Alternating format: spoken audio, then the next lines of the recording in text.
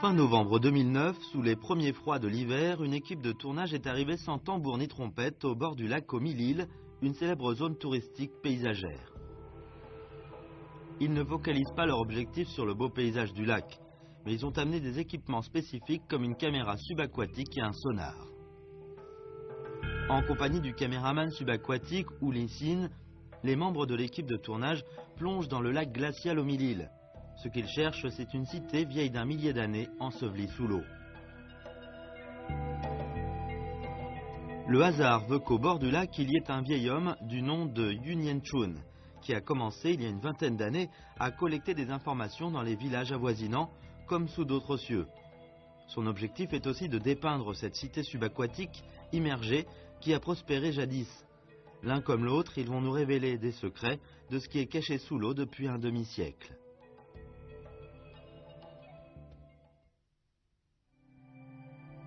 En compagnie du caméraman subaquatique Uli Sin, l'équipe de tournage est maintenant sous l'eau du lac Comilly.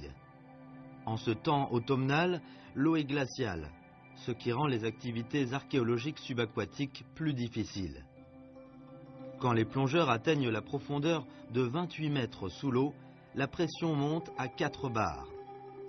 Ils peinent à respirer et à penser. Même la lampe de plongée n'a que 2 mètres de portée. En progressant lentement en tâtonnant, des murs solides apparaissent dans le champ de vision. Certains sont renversés, d'autres sont encore dressés là au fond du lac. Quand on ramasse une brique couverte de dépôts, on voit clairement les caractères « Automne de l'an 23 de la République de Chine ». Pourquoi une cité antique dort-elle sous l'eau de ce lac ?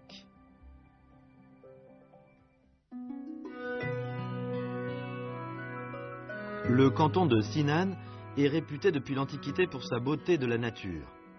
Avec la construction en 1959 de la centrale hydraulique de Sinan et la formation du lac Comilly, est né localement un microclimat caractérisé par un hiver doux et un été frais. Il s'agit de la première grande centrale hydraulique conçue et construite par la Chine nouvelle, ayant une capacité de production d'électricité de 19,6 millions de mégawatts par an en moyenne, ce qui permet d'alimenter la région de la Chine orientale en électricité et de prévenir les inondations de la sécheresse. Comme la retenue d'eau est très importante, l'eau est très vite montée et a immergé les chefs-lieux millénaires des 2 districts de Suean et Chunan, formant ainsi l'immense lac Comilly. Nous sommes arrivés en bateau sur le lac. Ce dernier couvre une superficie de 573 km². La vue aérienne révèle qu'il est parsemé d'innombrables îles.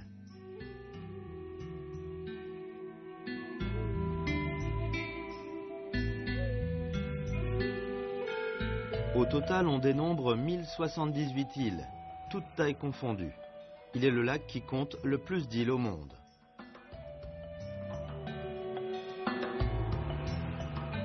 Et ce temple de Raijue, sur l'île du Dragon, est un édifice très particulier, car à l'époque, il a été reconstruit avec des matériaux récupérés sous l'eau. Par rapport au beau paysage du lac, les habitants des anciennes cités préfèrent contempler ces sculptures antiques sur bois, car elles leur rappellent les foyers immergés sous l'eau.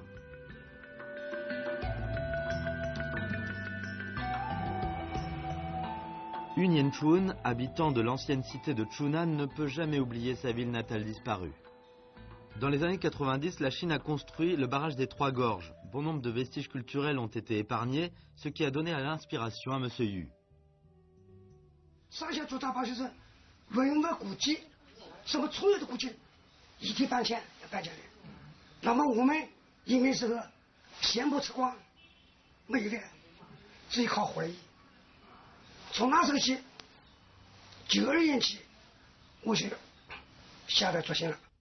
Quand il avait 24 ans, le vieil homme a vu s'immerger en une nuit sa ville antique, où ses ancêtres avaient vécu de génération en génération.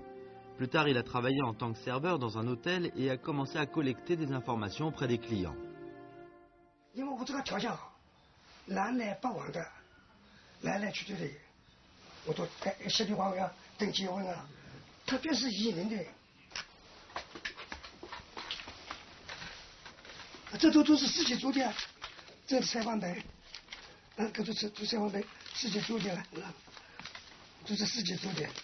比如我这个县城呢，就是里面居家居户，什么商店，我是这样子的，我晓得了都把它记下来。 Dans ces carnets jaunis par le temps sont notés les rapports d'études que le vieil homme avait fait durant une dizaine d'années. Une dizaine de carnets manuscrits comportent quelques 4000 entrées d'informations sur les habitants de la ville, et à chacune de ces informations s'y associent souvent des histoires émouvantes. 比如说，我认识的人去采访他，叫他提供线索，线索之后呢，哪一个人，我就是按照他线索一直采访，是连续去的。 特地要找不到的呢，到外地去了也要去的。 Pour faciliter la navigation fluviale après la retenue d'eau du réservoir, à l'époque, un appel a été lancé. Emportez de nouvelles idées avec vous, pas les vieux meubles. La population a déplacé et parti dans la précipitation. Comme le niveau d'eau est monté extrêmement vite, on dit que l'autre cité des Lions, Soéane, a été engloutie par les eaux sans que la majorité des édifices ait été délocalisés. Ces derniers sont conservés aujourd'hui tels quels, au fond du lac. À quoi ressemblent les ruines sous l'eau? En compagnie du caméraman subaquatique Oulicine, les plongeurs découvrent une zone de demeure en bois. Quand ils pénètrent dans l'une d'entre elles, qui est en piteux état, ils voient une corde solide délaissée là, suite au départ précipité au moment de la délocalisation. Dans un coin, il y a un escalier tout original. Il reflète la particularité de l'habitation à étage au style de Huizhou dans le nord de Zhejiang et le sud de l'Anhui. L'appui-main très fin, en bas de l'escalier, révèle la vie aisée de cette famille. En montant l'escalier, les plongeurs trouvent de fines sculptures sur bois.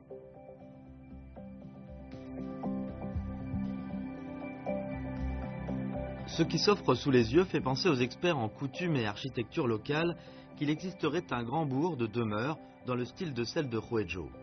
Pourquoi existait-il un tel grand bourg dans une zone montagneuse reculée à l'époque?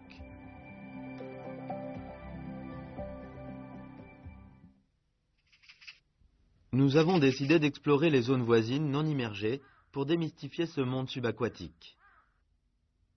Nous sommes arrivés au bout des montagnes, à 50 km du chef-lieu du district de Chunan. On dit qu'un vieux village n'a pas été englouti par l'eau et qu'il abrite bon nombre de demeures de style antique.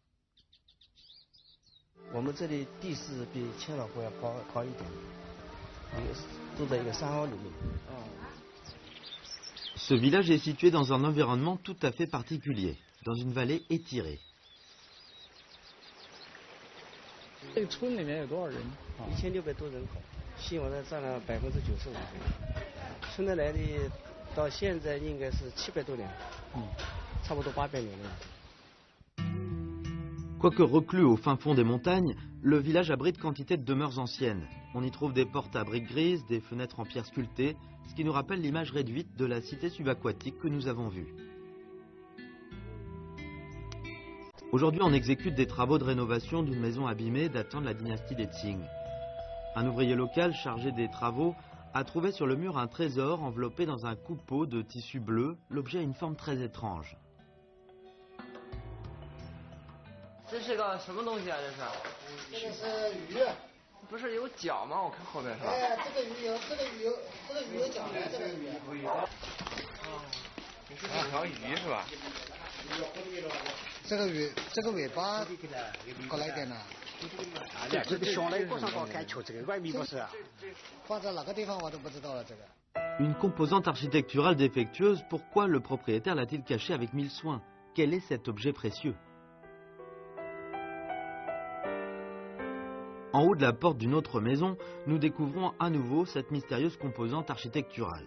Elle est donc un ornement particulier. Selon la légende, elle s'appelait corne de Che. Che fut l'un des 9 fils du dragon, un animal sacré vivant dans l'eau. Il eut donc la faculté de protéger la demeure contre les incendies. Les édifices du style de ceux de Huizhou sont essentiellement en bois, donc facilement inflammables. Les marchands de Huizhou faisaient du commerce loin de leur pays natal. Ce qui était chez eux était tout ce qu'ils possédaient comme patrimoine. C'est pourquoi ils avaient la tradition de dissimuler l'animal sacré contre l'incendie. Pourrait-on trouver des trésors partout dans ce genre de vieille demeure? Nous avons décidé de fouiller soigneusement les ruines sous nos pieds.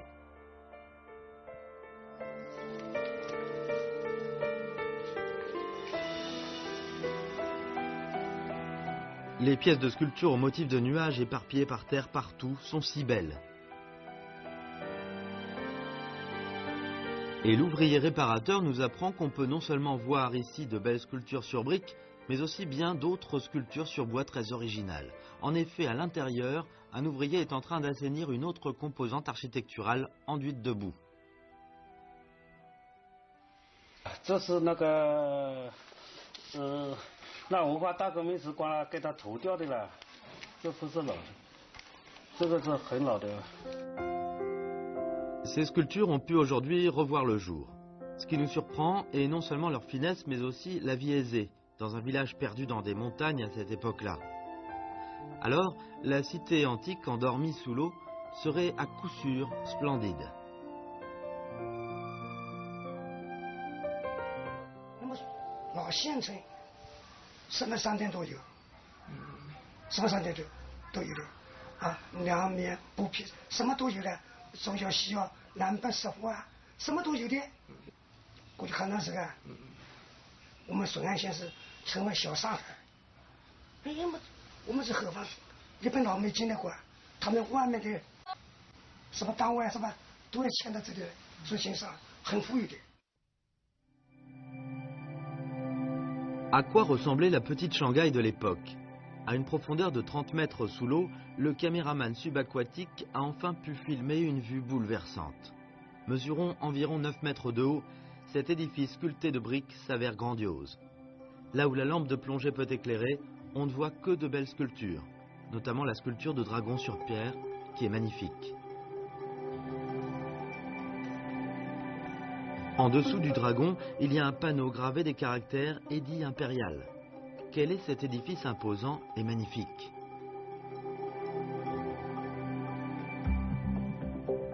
Selon la mention dans les annales du district de Sui'an, en l'an 42 du règne de Qianlong, la cour impériale décréta un édit.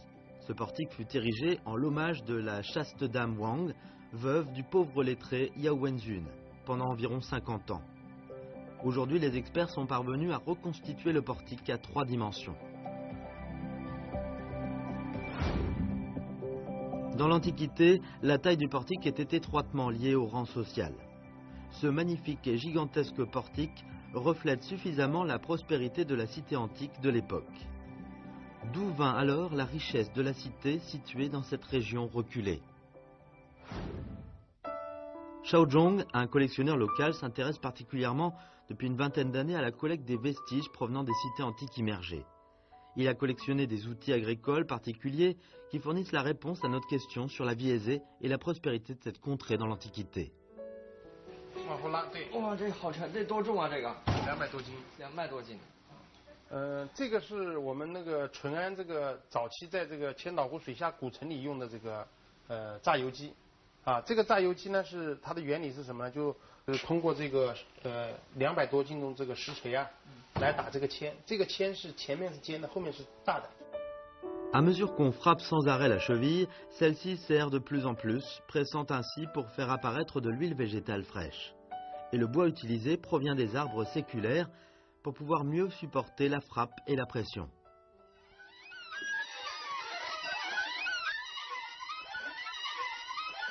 这个是碾茶机，它这个是这样子的工作原理，就是把茶叶从这里放下去，放下去以后呢，就通过这个揉捻，揉捻以后就是变成我们现在这样喝的这个一颗一颗这样的茶叶。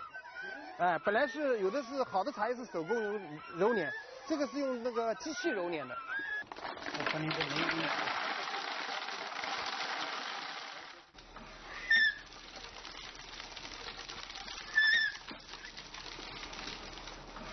Ça, c'est une meule à noix. La région du Zhejiang est riche en ce genre de noix de petite taille. Comme ce fruit a un bon goût et la faculté curative, les gens aiment bien le manger. 它呢，这个现在不是已经从脱壳脱好以后，马上就要放到这个水里去浮，把那个空纸浮上来，捞掉甩掉。像这个你这个实心的，然后就晒干以后就拿来这个放到这个拿来炒椒盐的啊、奶油的三核桃，就这样出来的。哎，所以说这个三核桃现在是我们千岛湖的这个主要的这个山珍特产之一。Par la présence de ces vieux outils agricoles, nous imaginons mieux comment se faisait la moisson à l'époque. Et par cette meule installée devant les maisons, la scène de la moisson s'avère plus vivante. 你们看这个石磨，这些都是新安江水库形成以后那个翘尾巴水的那个后期的移民后靠这些村庄里收来的。你像这个是麻石的，这个是青石的，这个是磨刀石的，这个是我们淳安传统的龙嘴磨。你看这个龙嘴磨，这个旁边都雕着花，这个磨是青石的磨，非常细腻。 La ville de Huangshan, chef-lieu de la préfecture de Huizhou dans l'Antiquité, est située à l'ouest de la région de Chunan, qui est une terre très marchande depuis cette époque ancestrale. Depuis toujours, les marchands de Huizhou passaient par ici pour aller faire du commerce. Ils furent à l'origine de la prospérité de Chunan. Comment ces marchands parvinrent-ils à s'enrichir?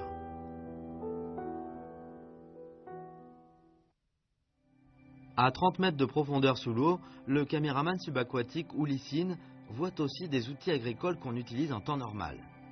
Ils sont rangés à côté de la maison, comme s'ils attendaient patiemment le retour du maître des lieux.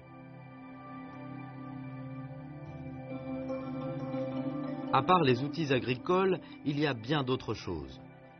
Ces grosses pierres qui s'étendent à perte de vue sont innombrables. Selon les annales du district de Sui'an, cette cité du lion compta 31 portiques. Si on ajoute ceux de la haute antiquité, le nombre atteignait 422. La construction de tant de portiques à l'époque reflète non seulement les moyens économiques, il traduit aussi le fait que les marchands de Huizhou travaillaient en communauté familiale et avec la présence d'un temple familial. Cela est un autre aspect du secret de leur enrichissement.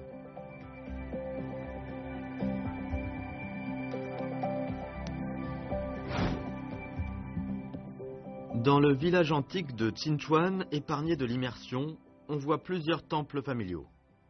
有多少个祠堂？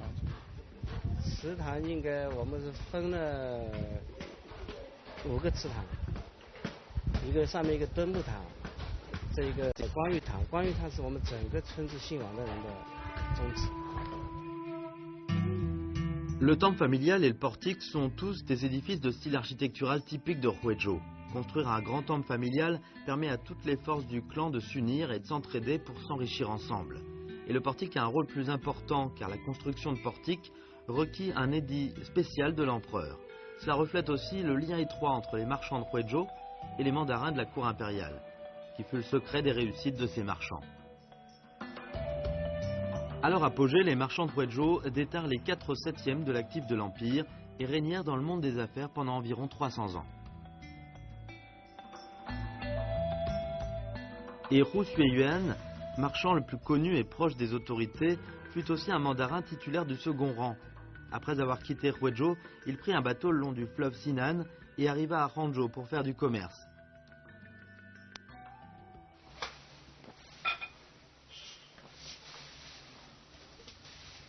À quoi ressemblaient les cités prospères de Chunan et Sui'an, construites par les marchands de Huizhou? Au bout d'une dizaine d'années d'efforts, le vieil homme Yu Nianchun a enfin réussi à dépeindre son aspect. 这个为什么叫赤城？那这个本面，它就打上叫做武士山，下面还有5只小石子，这是指对名是的，啊，那么叫武士。 La cité antique millénaire de l'époque réapparaît sous nos yeux. Voici le chef-lieu du district de Sui'an, cité des lions.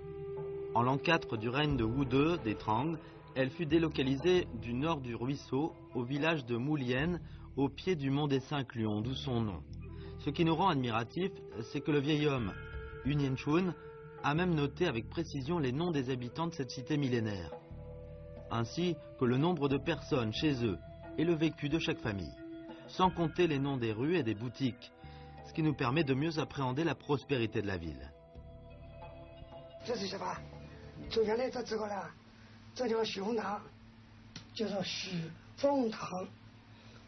许凤堂是药铺、中药店，啊，隔壁是理发店，这是猪药店，下面是绥安县的县广播站、县文化馆。Cette description détaillée produit un effet inattendu. Lang In-tai, célèbre femme écrivain de Taïwan, a trouvé ici la demeure de sa mère. Sur le plan reconstitué de la cité antique, on peut voir le nom Yingfango, le grand-père maternel de Lang. La note en marge en caractère de taille réduite Dongying est bien le nom de la mère de Lang. 这就是台湾龙应台，他特地看到那个，之前我也是个电视，看了之后呢，他从台湾赶到我们双安千岛湖。 Le 11 mai 2009, très ému d'avoir enfin vu son pays natal à la télévision, Lang In-tai a rendu visite à Unianchun. Dans son enfance, j'ai entendu souvent dire que le fleuve Sinan est limpide, que les gens de mon pays natal sont gentils. Le souvenir est inoubliable. Ce que M. Yu a dessiné est un vrai trésor culturel.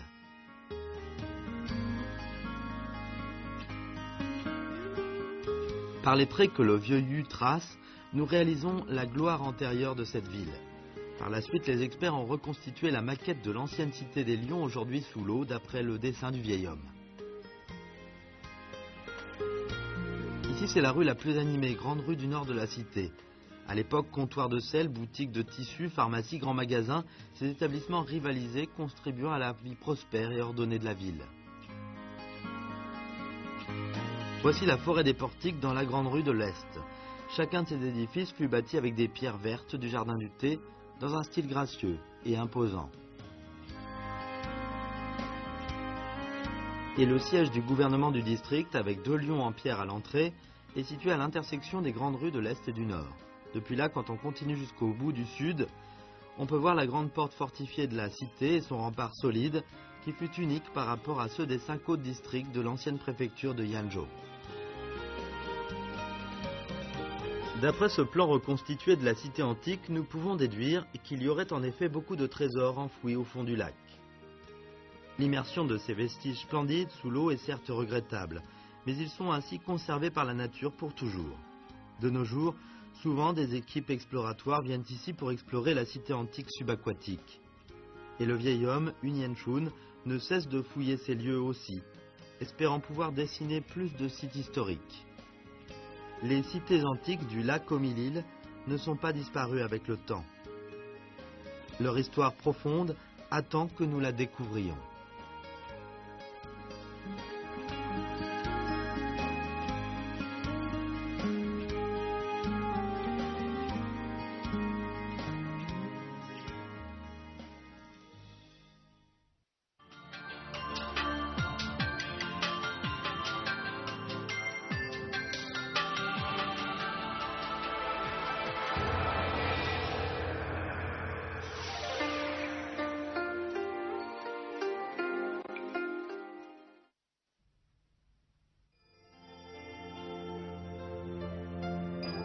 Ce bol Jatai semble des plus ordinaires aux yeux des non-initiés. Mais l'artiste dessine prestement sur l'embryon, de quelques coups de pinceau, les contours des fleurs de thé et de fourche, et cela en l'espace de moins d'1 minute. Pourtant, la rusticité de ces fleurs d'apparence simple donne des sources d'inspiration inépuisables aux artistes modernes de Tingdejian dans leur création de porcelaine. Des bols Jatai aux bouteilles de raisin, le grand artiste Qin Xilin expérimente ses innovations en porcelaine à motif indigo.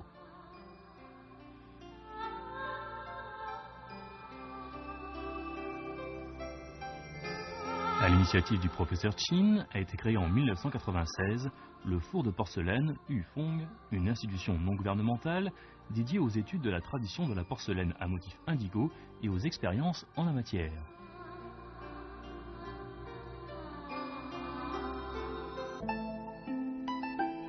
Le four de porcelaine Yufeng conserve les styles naturels et sobres de cette porcelaine, ainsi que la douceur de sa couleur, la simplicité de ses lignes et son attachement aux nuances faciales.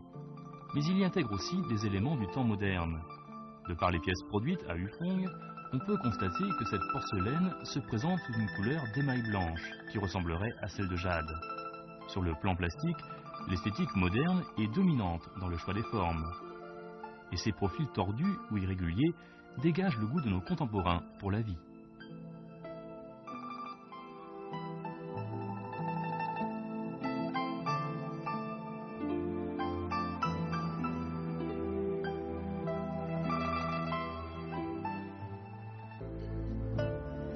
La recherche de l'individualité et de l'innovation est la devise des artistes au four Hufong dans leur création. Les motifs ne sont plus limités aux traditionnels dragons et phénix, fleurs et oiseaux ou personnages anciens. Tout ce que les artistes voient et imaginent peut entrer dans leur dessin. Les procédés ont aussi évolué.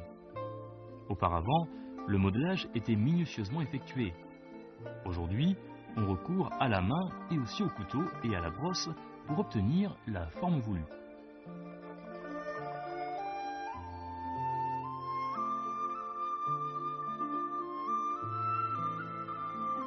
Qiu Han a été l'un des cofondateurs du four Hufong. Les motifs paysagistes sur ces pièces de porcelaine recherchent les effets de rudesse et de concision.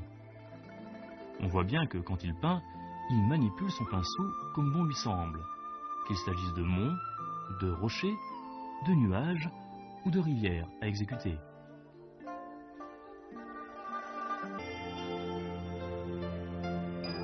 Au four Hufong, artistes et amateurs se rencontrent souvent pour débattre et échanger leur compréhension de cette porcelaine et partager la joie de la création. Cette atmosphère d'ouverture a pour effet de conférer une plus grande diversité de styles et de nouvelles sources d'inspiration aux créations dans cette institution.